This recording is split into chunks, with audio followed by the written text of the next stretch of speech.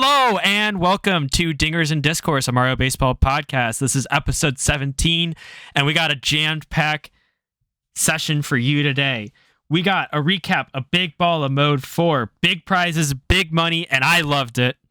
We got some NPSS 12 predictions, and a real special guest on the pod today explaining some new Rio features coming up next.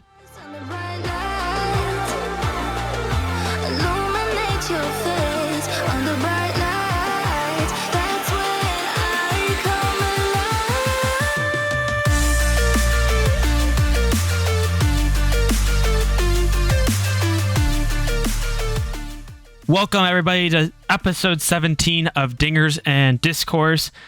I'm Clutch1908, your host for this week. Raviann's taking a week off. I am joined with a couple of returning pod guests. The muted assassin, Matt Gree. Hello, hello. We got Remkey with me as well. How's it going? And then a super special guest on the pod this week. We have Rio developer PeacockSlayer. Peacock, say hello to the people at home. Hey everyone, thanks for having me here, Clutch. Happy to be here. All right. Well, as we do with all new guests on the podcast, we got to start with the classic question. I'm going to hope I am attributing it correctly because I don't have it in front of me, but I believe PK Kirby commented this a while ago. The question for you, Peacock, is if you were a Mario Baseball, which category of player would you fall under? Which would be balance, technique, speed, or power? And which of the character special abilities would you have? Yeah, I think I would be a technique because I'm definitely not crushing home runs and I'm not super fast. So I think technique is probably a good place for me to land. And I think I would have sliding catch. Just cause, or any specific reason? Well, I I'm not gonna have some of the crazier abilities. But I did play soccer, and I do have a pretty nice slide on me. So if I just flipped around, slid head first, I think I could pull that off. What are you saying? You don't just get supersonic speed every time you pick up a baseball? Yeah, and I don't have a super long tongue either. So or a snout. Yeah, no snout, so it's really limiting. I do offer to everyone to take Wall Splat as their character ability, but I don't think you would want that one. It's probably the most realistic, but I don't want it, no. That's kind of funny. All right. Oh my gosh. Well, let's go ahead and get into it. So first thing we were going to talk about today is the exciting game mode that happened over the weekend. Big Balla came back for its fourth appearance on the server, and we have a new champion. Remkey walked away with that one in a thrilling... It took 2 games to do it. He got reset by Cesarito. So Cez was able to get a game 2 in that one. He finished in second. Macri, the muted assassin, in third place in that one. Myself finished 4th. Chris Toasty, not even top 4 this time. The reigning Big Balla back-to-back. He had a bit, I'm going to say it, a bit of a tough draw. And so other fun things from that tournament, we had side pools for the first time. So if you bought in for a $5 entry, you were entered into one of 4 side pools. We talked about these in the pod previously, but there was a raffle, a Giant Slayer prize, which kind of came down to who had the most unexpected run. It wasn't a single game. Best offensive performance in a game and best pitching performance. Our Giant Slayer was crowned Cesarito. He had wins against Big Nick, who was seated lower than him, but had a really crazy Big Balla run last time. He beat Toasty, the number 1 seed in winner's side. He beat Matt Gree twice. He had to beat him in winner's side and loser's side. And he forced a loser's reset against Remkey. So he won that performance. Best offensive performance went to Vickless Falcon. He had 15 runs on 12 hits. 8 of those hits were home runs. Did that in 31 plate appearances and a .571 batting average, and finished that game off in 4 innings. And the best pitching performance went to Boomerang Bro. He pitched a 9-inning, 1-hit, 10-strikeout shutout. Controversial. There was a shutout with no hits, if I'm correct. One hit. One hit. It was another one-hit shutout. It was against a tougher opponent, but the voters did not know this. So it seemed like they sided with the strikeouts that Boomerang Bro had. But anyways, that's the outcome of the tournament. For the people that were in it, what were kind of your takeaways, Matt and Remke? You can go first, Remke. Yeah, I mean, Big Ball is a fun mode for a little bit. I think every time Big Ball gets brought back, I enjoy it for a little bit. But when the tournament's over, I'm like, all right, I've had enough. I'm good. It was a fun tournament, and then by the time the next tournament rolls around, I'm ready for some more. It feels like the most luck-based of the modes of the three main modes that we play, being stars off, stars on, Big Balla. And as it's kind of weird because as much as people want to like call the Birdo Egg RNG, call the like Yoshi Egg RNG, like star hits suck, like all that kind of stuff, I actually kind of feel like star hits mitigate RNG the most, if that makes sense. But yeah, Big Balla as a whole, it's a fun mode. But yeah, it was a fun tournament overall. Yeah, I mean, I had a lot of fun in the tournament, especially those first 3 games I played. I put up pretty good offensive performance. I was averaging like 10 runs, so that's always fun to just be able to go out there, hit some home runs, and have a lot of fun. And then, I mean, that was a pretty good run. I was super impressed to get up to tied for 3rd place, basically, how we ended it out. And other than that, I mean, great job from Baltor to run that tournament. I mean, it's tough getting such a big tournament done in such a short amount of time, so I think he did a good job there. And it's a really fun game mode. I'm excited to see it get played more often outside just the Big Balla tournaments. I know we'll talk about some of those Rio features coming that'll allow it more easily to happen. So excited for the future of Big Balla for sure.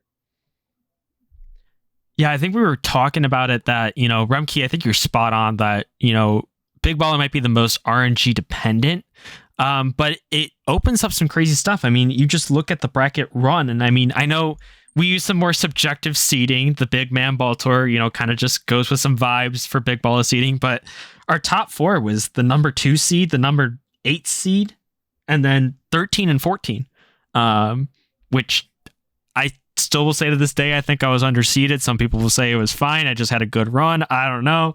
I beat Toasty, and I've put up some more on my resume. So, we'll see about next time. But yeah, no, I think we've talked about it. Maybe bringing Big Balla tournaments to be like a single day kind of March Madness kind of vibe because of how many upsets happen. If we could just, like sit down on a Saturday, start at like 10 a.m. and play some Big Balla throughout the day and wrap up the tournament a day. It'd be a lot, but the games do roll pretty quickly. It feels like maybe it won't be the whole tournament, but we knock out, a big portion of the opening rounds. I think a weekend is realistic for sure. Yeah. I think a weekend's definitely realistic because at that point you just say, hey, book out this Saturday and then we're going to finish up on Sunday. Yeah. And then do what you can on Saturday and play your matches and get it done. One day, especially if it's going to stay double limb, which I think it should, by the way, it's very hard to get a 30 to 40 person bracket that's double elimination done in one night. That is what was talked about. If we go to a single day, it'd be single elim and kind of crazier, which I don't like that. From a competitive standpoint, I don't like it, but from an entertainment standpoint, I actually love. So I'd like to see both happen. But anyways, not holding Baltor to anything, but I think I heard something about November around Thanksgiving, obviously not on Thanksgiving, like go be thankful with people you want to celebrate with, but around that time when people might be threed up, might be Big Balla 5. So we'll pass along any information, any rumors that we hear on the pod as we go forward.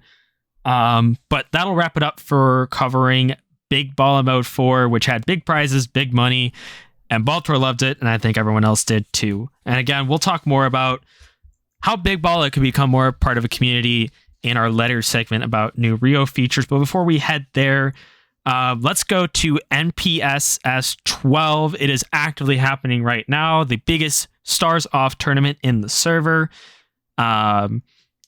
We've had some wild ones. We got a couple pools that are, closed out already. We got top 2 seeds, Remke and Krasy, walking out of their pools pretty easily.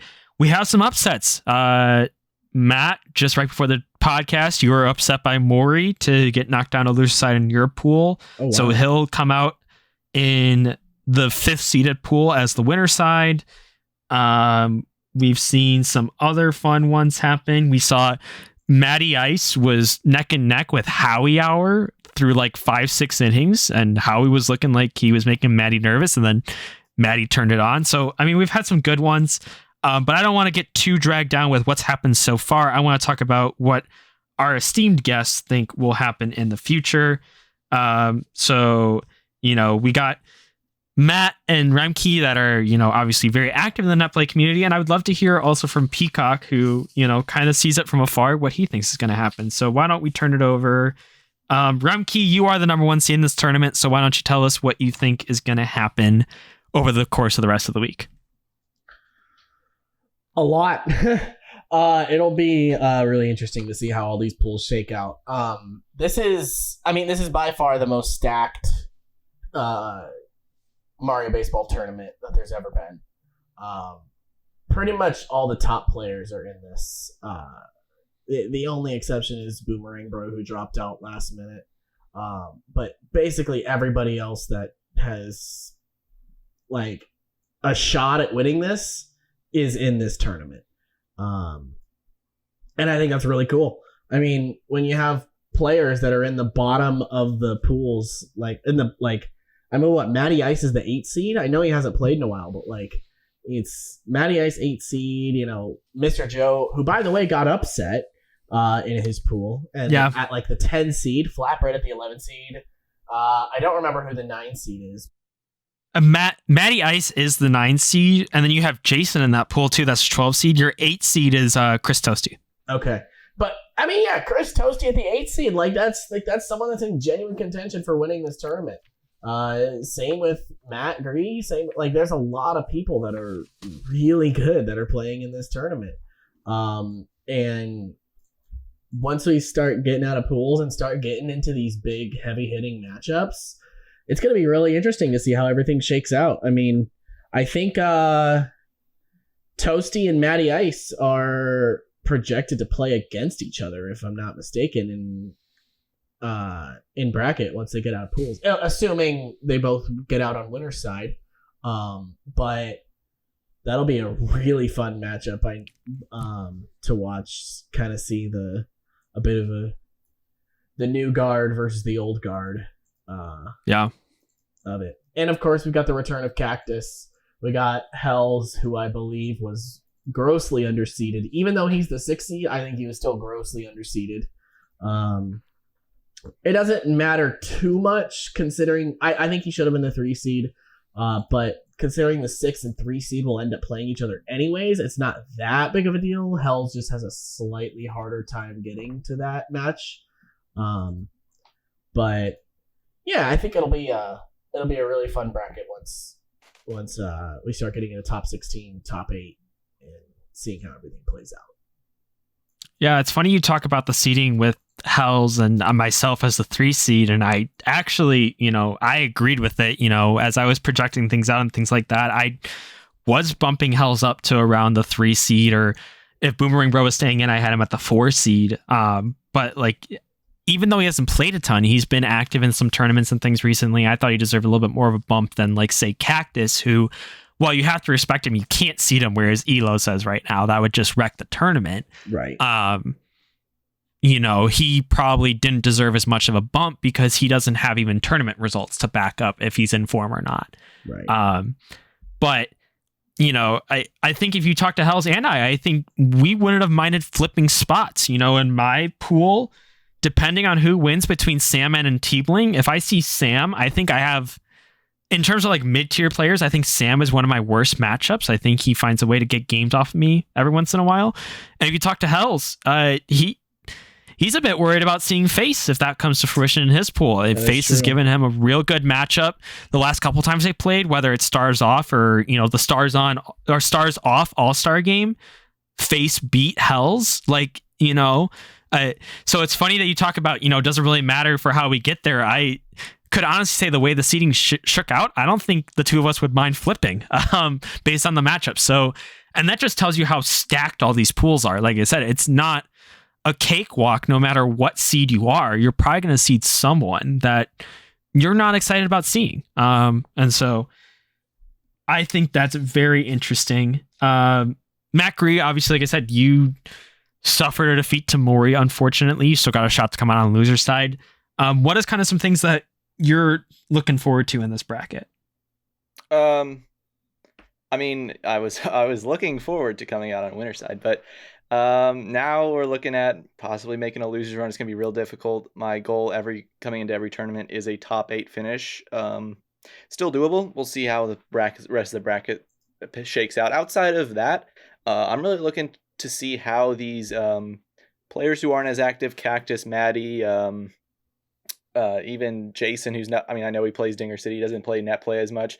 So some of these players you don't see playing net play as much, how they end up faring in this tournament. And I want to bring Peacock in on this because I know he has a perspective that doesn't match any of ours, is that when I started playing Mario Baseball competitively about 15 months ago, I'd say, I really haven't stopped. I haven't taken maybe more than like a 2-week break from playing, but I know Peacock used to play a bunch, and now as he's moved into the developer role, hasn't gotten to play as much. So I want to hear his perspective on how not playing the game after playing at such a high level before, how that really affects your skill at the game.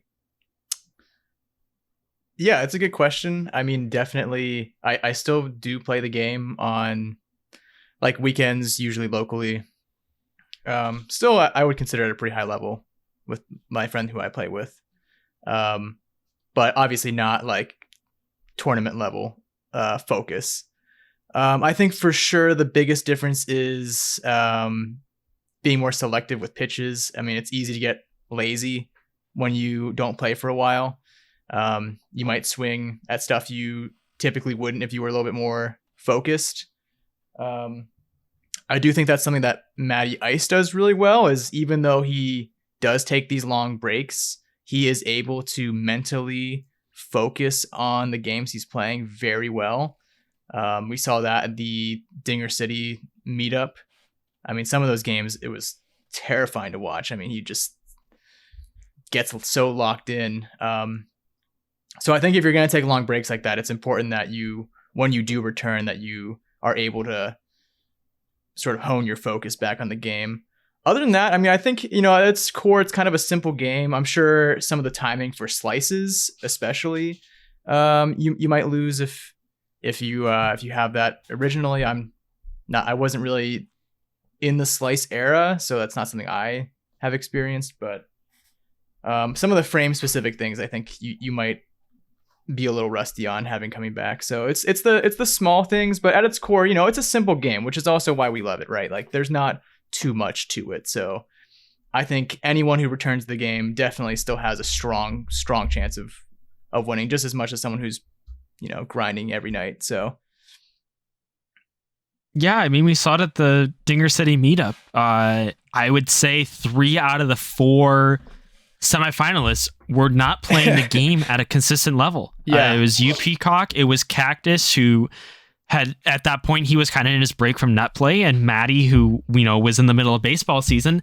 The person that did it the most was Dennis, and he doesn't even play net play. He's playing consistently at Dinger City. So like I wouldn't even call that like a consistent player in terms of like being in the noticeable net play tournaments or anything like that. So it goes to show that, if you're able to lock in and, all of you had a few games to get warm before you started seeing the top tier, you're able to lock in and, get back to that level you're at previously. So I think the points you bring up are 100% true. In terms of things, I don't know if Cactus is going to, start hitting the game harder after this, but the race season is winded down. That actually it's over. Thank you, Indians. Sorry, Guardians. Still not used to that one yet. So this is the coming out party for Matty Ice. It's his off season. He's got a couple months to really hit the game hard if that's what he wants to do. So this could be the first MPS in the next couple that Matty's locked in for. So that'll be interesting to see. I have, a couple interesting highlights I have. I think Jason's going to win that pool with Matty in it. So I have Matty and Matt Gree playing very early on in bracket. That'll be an interesting one to see. I have Cactus Krasy and Winner's Side as an early matchup. That'll be a fun one. Like, legitimately, like, once you get to like round of 16-ish, which I know that's not perfect math because of winners and losers side, I think all the matchups are going to be like what could be headliners. Like, you could see that as like a winner's semifinal in an MPS, and you'd be super excited about it. And we're seeing it early in brackets. So as Remke said, this is one of the most stacked tournaments we've had yet. And I'm excited to see how it shakes out. Yeah, I kind of want to... Oh, sorry. Go ahead. Go ahead. Okay. Just looking at this, I mean, yes, it's a stacked tournament, but I think it really speaks volumes to we're sort of reaching like parity. A lot of people are sort of getting to that, what I consider like the elite level. And in NetPlay Superstars in the past, there's always been a very clear set of players who were at that level. And maybe even up until recently, Remke and Krasy, I know you guys have racked up a bunch of wins between the two of you. So maybe this isn't the first, but I do think we're really getting to the point where a lot of people in this community are reaching that sort of elite level. And it's kind of exciting to see because it hasn't been like that in the past. I think, speaking as someone who is at that level, it's cool because there's so much mind games still that goes on with it. There are a lot of people. Like I think myself, Krasy, Hells, Cactus. I have Matty Ice hasn't played in so long. I can't exactly call him that like elite level right now. I haven't seen him play in a long time. But I think he's obviously been at the top. He's obviously been at the top of the game at some point in his career. But these are like, I think all of us, I think the four of us right now, again, I've seen Cactus come back and play one game and he looks just about like his old self. Maybe Matty Ice does that too. I'm not sure. But I think that's kind of a top four, and it's been the top four for a little while. And it's, and I think, but I think any of the four of us, even if five of us, if you include Matty, can get upset at any time. And that's just the nature of Mario Baseball. Yeah, I agree. Gone are the days where I'm watching these NetPlay Superstar games and you just see bad inputs, Right. Yeah. No, there's not much of that anymore. It's maybe in pools, maybe in early rounds, but I mean, even playing like playing against, like in my pool, I played against B Mills my first round, and like, it's not like he was having bad inputs. Like, he was hitting home runs. He scored 3 runs in I think 4 innings. Like, he's still like a good player, and he wasn't just kind of like, he knew what he was doing. He knew how to play the game pretty well. He knew like all the ins and outs, but he ran into me and then Cesarito and got double limbed 0-2, which, by the way, tough draw to go 0-2 getting a limbed by the number 1 seed and the guy who got seeded at 20, but who personally I do not believe is even close to what the 20 seed is. But that's how it goes. Matt, yeah, I mean, there's so often that we compare, there's easy to draw comparisons between the Mario Baseball community and the Melee community. I think we've sometimes talked about, like, are we in like a 5 god era? Like, if you do Remke, Krasy, Cactus, Hells, and then who's the 5th? If Matty was consistent and playing like his old self, that's easily the 5th one. Maybe there's someone newer that hasn't quite made that leap yet. That'll be that 5th god. Who knows? But like you said, B Mills, it was tied 3-3 in the 4th inning. I don't know if there's a comparable way to do this in Melee, but like, are like kind of like the average player taking a stock off one of the 5 gods in their reign. Like, I don't know my Melee history, but I'm going to guess that probably didn't really happen. Well, yeah, I mean, there's always been... I mean, you have to consider there's only... Like, and I compare this to a Melee tournament. This is, what, NPSS is 40, 50 people exactly. We have 50 round this time. Yeah. Yep. While Melee tournaments get to hundreds, I mean, it's right. What, like, I think the average, like, big super major is like almost in the thousands, right? Is it not in the thousands for in-person super majors? I'm not 100% sure. I know it's at least like 600 to 800 most of the time. At least, but it's, you got the top players playing in those, and they've got to go through a lot of matches. You know, I'm sure there's been best of threes where Mango was playing some guy he's never heard of from Arizona, and you know, it gets to the point where it's like almost last stock game 1.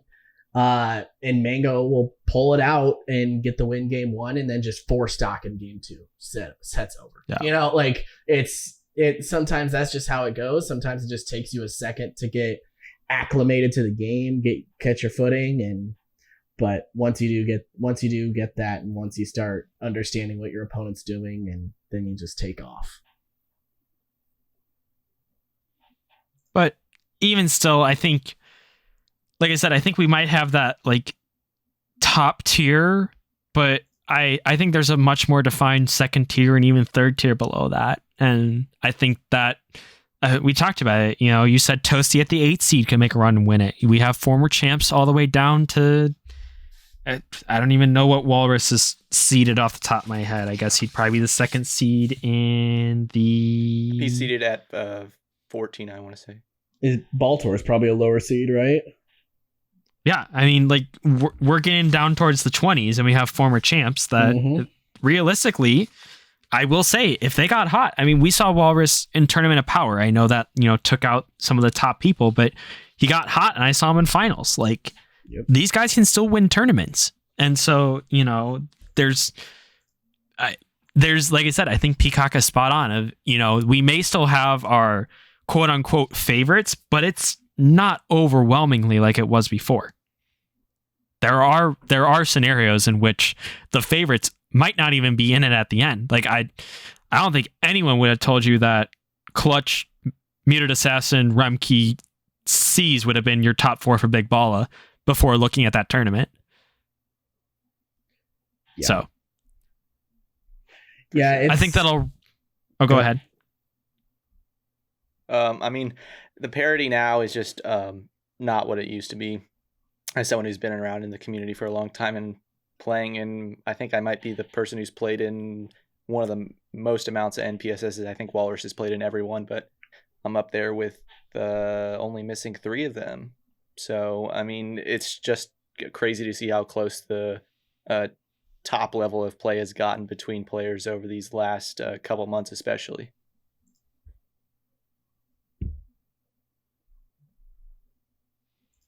Yeah, I mean, I think there's just a lot of tough competition this bracket, and there's no easy outs from 1 down to like 25. I think they're all tough outs. I mean, that's just a number I pulled out of my ass, but there's a ton of great competitors in this tournament. We'll see how it shakes out. This podcast will be out before top 8, so make sure that you clear your schedule for Sunday, October 16th, 6 p.m. Eastern start, 5 Central, 4 Mountain, 3 Pacific. Catch that stream. I believe that is happening on Project Rio Live. That is Project Rio Live on Twitch. If it's not there, it'll be on Raviann's channel. But I think we're debuting the new Project Rio channel, as it's called now. It might be the community channel for Mario Baseball down the road. But definitely check out the server for any updates. You'll see a big post there, as you always do. That'll take us through MPS 12 predictions, and now to the big exciting segment that we have for this podcast and why we have Peacock on with us. We're going to talk about some new Rio features that are coming up. So for those that don't know, and I want to make sure I'm saying this right. Yep. So we are on Project Rio 1.9.2, and that means we're getting closer and closer to a 2.0 release. That's not probably going to be the next release. There might be a couple of interims before that, but it means we're coming up on some monumental releases. And so we wanted to give a little bit of insight from the dev team and kind of preview these features so that way you can get excited for them and have a little bit of an idea of what they're going to do when you get them in your hands. So Peacock, why don't you kick us off and chat about what you want to introduce first to the community? Battle Pass. We'll get there. We'll get there. I promise. Yeah, so I'm going to be mostly talking about Rio Web right now, but the line kind of blurs when you start talking about, when you start separating them out. Like it's hard to say what's specifically one feature for web and what's for the client. So, but the big feature, the massive one that we've all been waiting for, is tags, communities, and competitions. It kind of sounds like 3 features, but it's really 3 components for one massive feature. I guess we can call them communities. But these components are like very intertwined. It's kind of hard to separate them. So let me start. I'm going to start a little abstract because the way we've designed them is they're highly customizable. So it's going to be a little abstract at first, and then we'll kind of walk through some examples maybe of like how you can actually use these things. So bear with me for a second. So first we have tags, which are, we actually have right now, we have the standard tags that everyone knows. They're stars on, stars off, ranked and unranked. And I think that's it. Net play local? There's a custom one. Yeah, we do have net play and local. That is true. So yeah, we have a handful of tags right now. They are a way to filter through games. So if you only want to see stars on games, you can, filter by the stars on tag, and right, it makes sense. Moving forward, tags are going to be expanded. They're going to represent typically a single rule. So like a Bowser ban would be a tag. No star skills would be a tag, things like that. Then we have communities, which are just a group of players, right?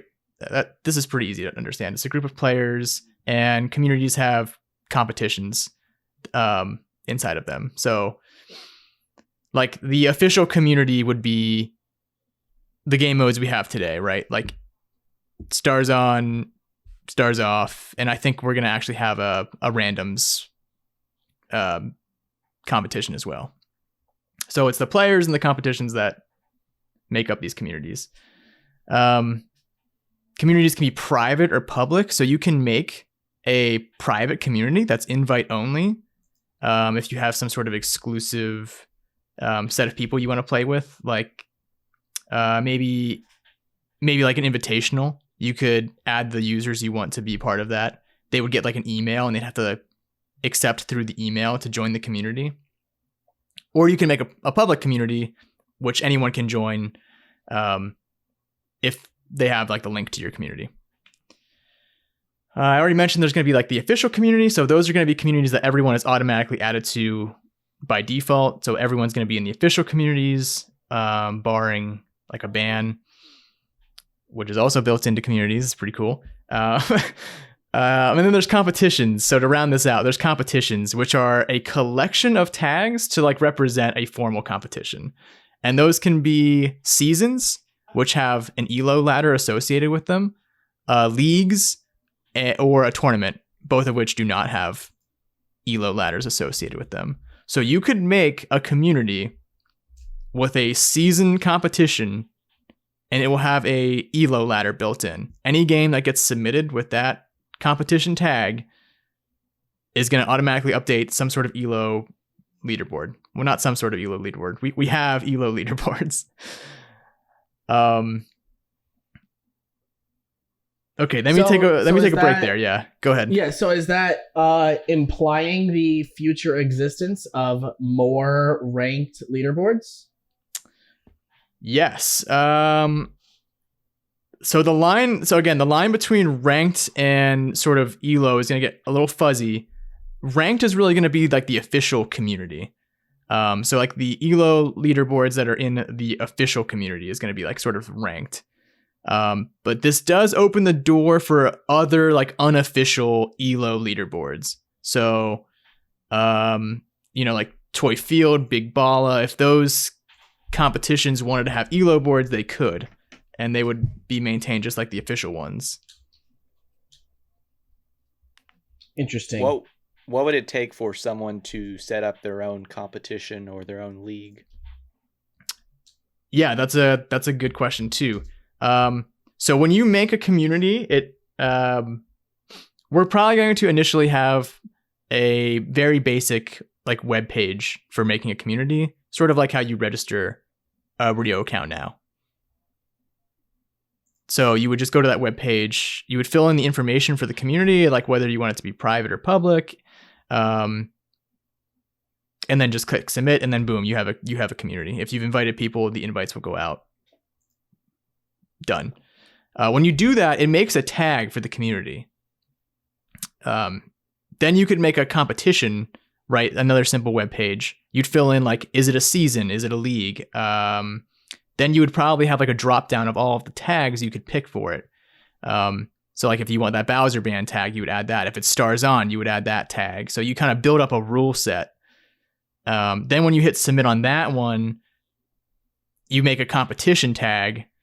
So basically, we're just making a lot of ways to filter through these games. Like you can filter across an entire community, right? If NetPlay Superstars was a community, you could filter, like you could say like, okay, give me all the games for any NetPlay Superstar game. I don't care which tournament. But then you could also say like, get me tournaments 1, 2, and 5. So we're just making a really nice way to filter through all these games. Yeah, that sounds really cool because someone who's actually into the stats and doing stuff with that'd be really cool to be able to pull tournament specific stats, all this new stuff that we're talking about. Hopefully soon elo specific stats as well, how different elos can batting and all this other stuff. So that all this stuff sounds very exciting for the future of Mario Baseball and its stats. And another thing we could do is like, this is all going to be accessible through Rio Web. And for those that don't know, this is like a live accessible API. So for example, we wouldn't have to like manually pull stats before a top 8 stream. We could like live update tournament stats for people in top 8 of MPSS as they go, not like within a game because, the way it gets submitted to the server, but between games, it'll update the stats for that tournament. And so by Krasy plays in winter semifinals, what his bro is doing winter semifinal. We'll say his bro has a crazy winter semifinal. By the time he comes up again in winter's finals, when his bro comes up again, the last game will be updated and you'll see his stats with bro for the whole tournament. Like these are the kind of things that we're talking about. Peacock, I had a question for you. I know there's private versus public communities. Those competitions within communities, can you make those private versus public, or is that because it's a tag set? Is that, you just have to have people select it properly? Right. So the communities are private versus public. Once you're in the community, you have access to all of the competitions. They don't have their own public versus private setting. Gotcha. We wanted to make the most powerful and robust system, but also keep it fairly simple. So that's where we landed.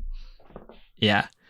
Was there anything else you wanted to break out in terms of high level, and then maybe we can work on trying to conceptualize this and maybe not make people's brains explode at home? I mean, yeah, I have a few other features that like this kind of enables that we aren't ready to really roll out yet, but I mean, this kind of opens the gateway for matchmaking down the line. With like the elo stuff being in Rio Web now. This also, it sort of started as a meme, but the battle pass, Remke, I know you're excited for that one. I'm not sure what form that's going to take, but I do think some sort of like achievement system. Well, I know it would be easy to implement with all of this stuff. Like the way we've laid it all out, it would be very easy to say like, pull all the games for this user in this competition, and if they achieve X, like check them off. So that is coming down the line. Super excited for that. I think this makes a lot of advanced metrics possible. Like Thanders has been working really hard on some custom database queries for advanced metrics. So we're enabling him to do a lot of new stuff that will eventually make it into the API. It opens up a lot of stuff for people to use. And I'm very excited for it. Yeah. And I want to stress that, Peacock said matchmaking. I don't think people understand matchmaking in the client. Yes. They would no longer happen in the Discord server. There'd be no more messaging, no more trying to be like, who's going to start at the lobby or whatever. You would go directly to the client. You'd say, put me in the stars off queue. And as soon as it gets you a match, it'll help you into a lobby with your opponent. And so you'll just go right on in. In a sense, it would enable, I know Cokes is very into this and things like that, but there are people that download the Project Rio client from the web and never make it to our Discord server. And this might enable them to be into our community a lot more than they are currently. And so client-side matchmaking, while not in the next set when tags and communities come out, being a feature release would be huge for the client. Yeah, I'm really glad you mentioned that because I think you're right. I think it's overwhelming to have to be in the Discord, the client, know what's going on with web. Eventually, with these official communities, it's going to just populate a drop-down with all of the competitions you have access to. So like you would open the client, you click the drop-down of what you want to play, and then, like you said, you're just helped into a lobby by the matchmaking system. That's where this is headed. Yeah, that's the dream. And then on the other side of things, for content creators, especially with all these new Rio web features, it opens up whole new things that were never possible before. Polling live stats, like Clutch mentioned, possibly creating something that I want to do is create a in between innings kind of summary of stats throughout the game that have already happened. Just mix it up instead of showing that scorecard that's already there, and a bunch of other stuff. Roaming's been working on the hit tracker and the strike zone and stuff like that, and we could implement a heat map of where people like to throw strikes from Rio Web. So there's a whole bunch of options for new Mario Baseball content and visualizations that these round of changes brings to Mario Baseball. Yeah, and I just want to jump in there because you mentioned roaming. There are huge improvements to the stat tracker accuracy in the next few updates. I mean, it's there now. There's an unfortunate bug that sometimes flips the teams around, but like the events themselves are very accurate now. And I think that's going to, again, make things very easy for content creators. They won't have to filter out as much noise. Like the stat tracker is highly accurate, and it's really thanks to roaming and some of those addresses he found for us and like suggestions he made on how to improve things. So like huge thank you to him for helping out with this stuff. Yeah, for context for people at home, like the way the stat tracker was working before for some of the statistics was kind of like, well, I know this, and because I know these two things, I can get to this stat or like this item, versus roaming, because he deconstructs the game and spends so much more time in it. He finds addresses that we can go like directly get that information as well, or go to a better address to directly get that information. So like you may see like things that were there before, but it's just more accurate now because we're going to directly get it versus like kind of like tangentially getting to it. So like that's kind of the accuracy improvements that Peacock is talking about here. Yeah, I mean, a lot of the bugs that I just cut off. A lot of the bugs we were finding was like, it was weirdly difficult to figure out like when a new batter gets up after certain things, like after a home run. Like there was this weird, like if there was a replay, like it was weird to like figure out when they like that transition happened. So like we cleaned up a lot of that stuff, and we are now capturing a lot of the addresses, well, all of the addresses that we need for the batting formula that roaming again has also untangled for us. So eventually you'll be able to like take your stat file and like recreate the hits from it. You have everything you need to like figure out where that ball is going to land just from seeing the stat file. I mean, it's incredible. Yeah. And so I guess one of the things that I wanted to take a chance to do is kind of explain what tags and communities will enable in a practical sense. So like we talked about, so there will be the official communities, like Stars Off will be an official community, or Stars On will be an official community where you queue up into it. It's an ELO leaderboard just like we have. It's the Glicko 2 system that we're using currently, maybe with some different adjustments. But instead of it being on a Google Doc, it'll be stored in Rio Web. Just got to put a front end on it. I know that's the answer to everything. Rio Web is just got to put a front end on it sometime. It's coming. It's coming. It's coming. After the plumbing is there, then we can do it. Exactly.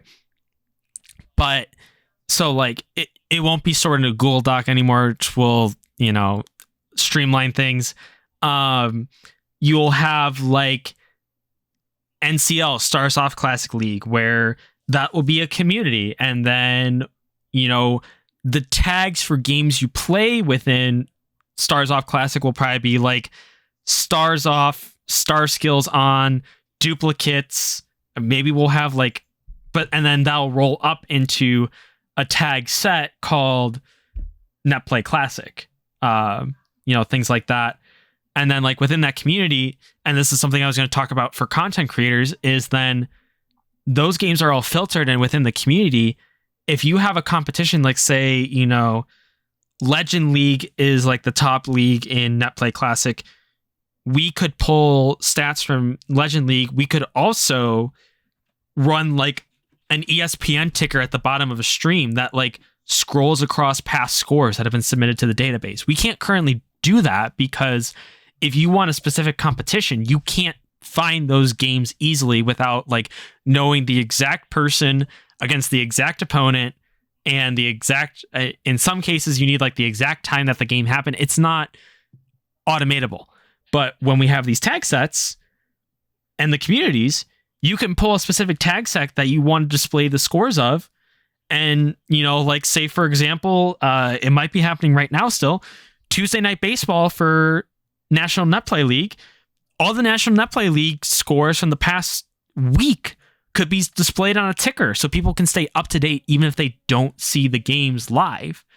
So like that's another thing that this opens up. Like this is the kind of things we're talking about and like we already talked about how we can store all the stats for an MPS into a tag set within a community and pull stats from either specific MPSs, all MPSs. Like this enables so much filtering and so much contextualization of the data. I don't know how many people understand this to this date, but sometimes when we throw out numbers, we come with the caveat of this has no context though.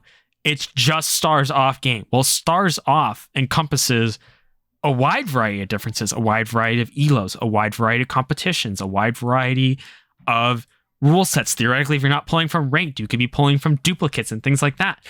And now, instead of losing that context, because, man, we got a really cool system that lets us pull a lot of data, but now we're adding an even cooler system that gives us context to that data. There's a lot of things that, maybe we couldn't nail down before that we can now. Like, for example, some people talk about, is the new draft system more balanced than the past one? One of the criteria for that should be in closely ELO games, is first and second pick not really a major difference? Well, if two players have the same skill level and we notice that second pick is like 60-40, maybe that tells us that the draft isn't as balanced as we think it is right now. Like these are the things that we can find out, people, now with, this addition of tags and communities. Yeah, I was thinking, I mean, I Clutch, I love that you're here because you're hyping me up from the features that I'm working on. This is incredible. I love that you understand it so like clearly. Like season, like win rates, right? Like, oh, maybe Birdo doesn't perform as well in this draft rule set for whatever reason. If you could compare 2 seasons, like one with the one draft and one with the other, you could just compare win rates of the characters. Like how do they stack up in different draft formats or any rule really? Like what's like, if we ban Bowser, what does PD's win rate become? Things like that we've always kind of wondered, but haven't really had a good way to figure out.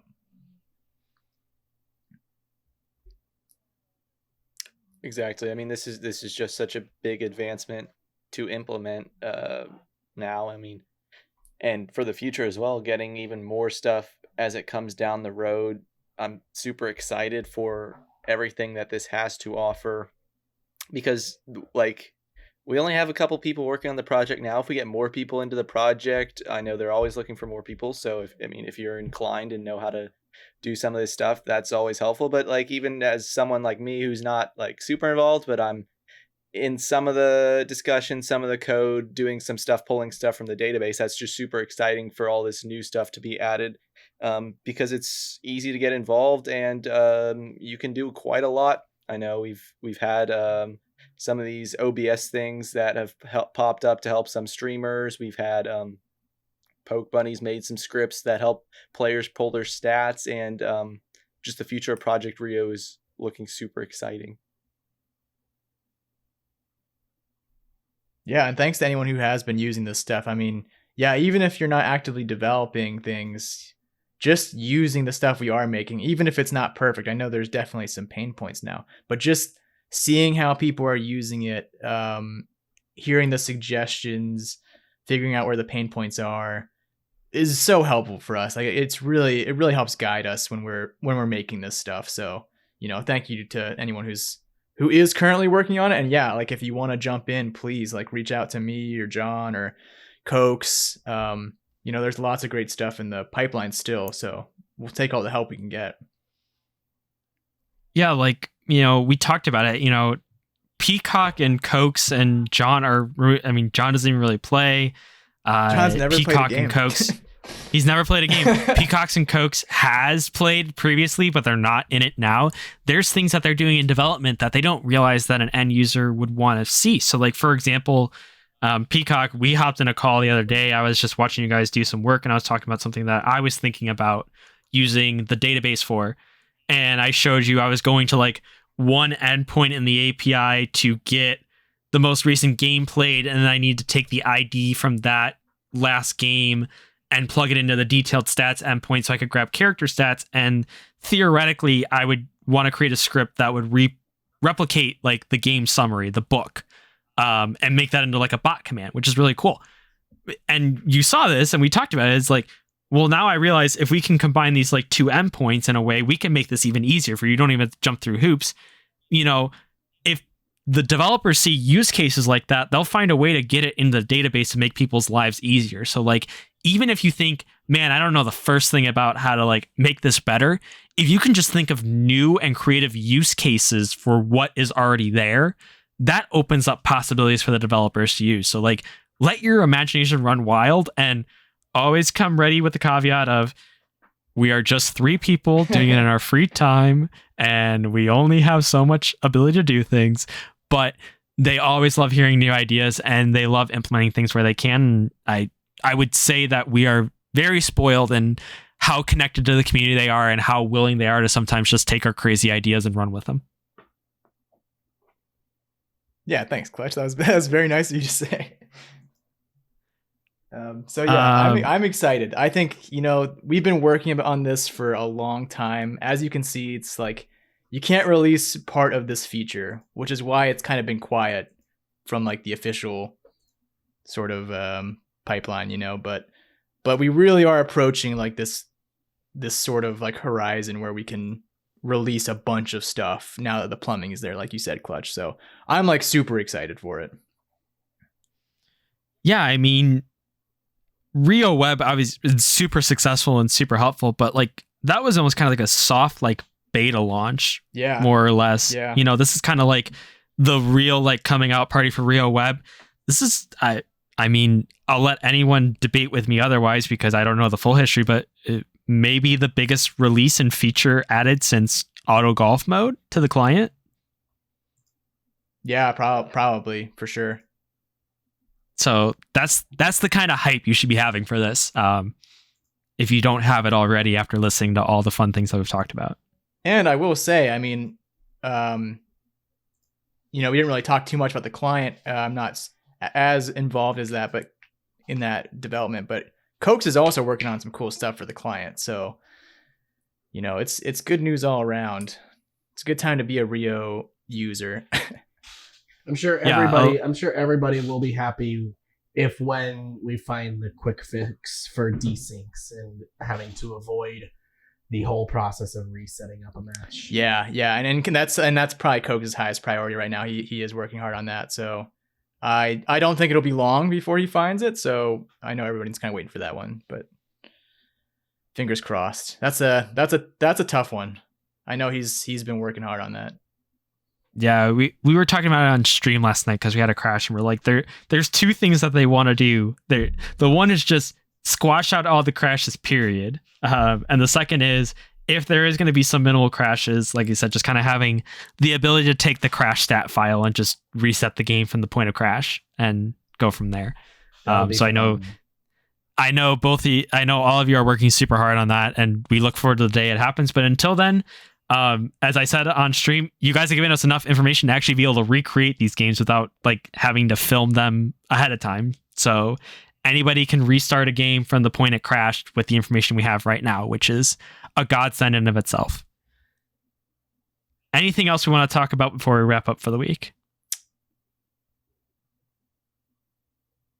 No, I think I've talked enough about Rio Web. I don't have anything. Just thank you for having me on, and like thanks to the community for supporting us. I mean, like I said, it's exciting times, so stay tuned for more news. Thank you, Peacock, and thank you also Cokes for all the work you put into Rio and John. Yes, also shout out to John. All the mods and devs that have put any work into making Rio what it is today. It really makes it possible and a lot of fun to play this game competitively.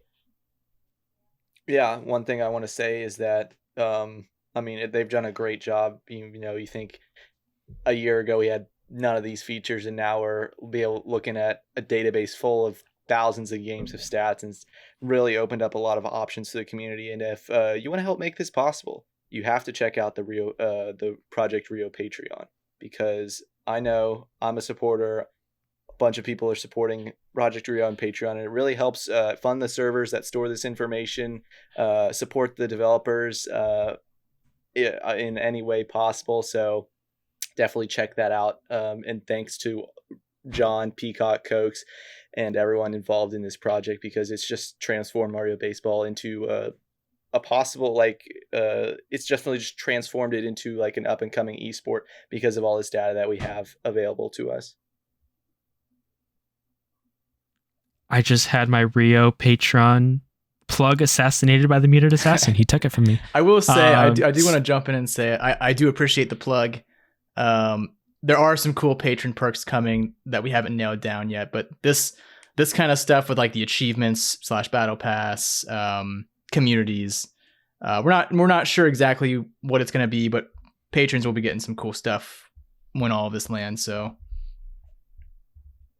yeah, we haven't had super like pre-beta access yet, but like the first people in Rio Web were patrons. So yeah. If you want to be on the cutting edge of some of these features, it is going to require you to be a patron. Obviously, it gets released to the mass eventually, but why wouldn't you want to be one of the first people to take advantage of them? So definitely go check out the Project Rio team on Patreon and support them. As I say every month, I see that $5 a month come off my credit card, and nothing makes me happier because it's cheaper than any other AAA title that I could spend money on each month because of how many gotcha gimmicks they got. So money well spent every month if you can do it. That is going to wrap us up for this week of the Dingers and Discourse podcast. a huge thank you again to PeacockSlayer for coming on, being our special guest this week. Matt Gree and Remke, thank you for coming along with me to break down the events and happenings in the Mario Baseball Discord and joining us on the super technical and exciting conversation about Rio Web Features coming up. If you enjoyed what you heard today, make sure to like and subscribe to us on YouTube. Like us on Apple Podcasts, Spotify. And if you have something to respond to, you're hyped about the new Rio Web Features, you got some predictions about NetPlay Superstars 12. Do you want to see a big ball or ladder when communities and tags come out? Make sure to leave those in the YouTube comments and we will read them and bring them up on the podcast next week. For going forward, we will be doing more consistently these Thursday or, around then releases. We're changing our filming schedule, so you will see them earlier in the week than Saturday. But anyways, that'll wrap us up. And as Raviannn always likes to say, adios and goodbye. Thank you for watching the Mario Superstar Baseball podcast. If you enjoyed this one, you can look at the other one that will be right in front of you right here. Yes, right in front of your face. Make sure to watch that episode. I'm not lying. Please watch that episode. It's right in front of you. Just click the goddamn button.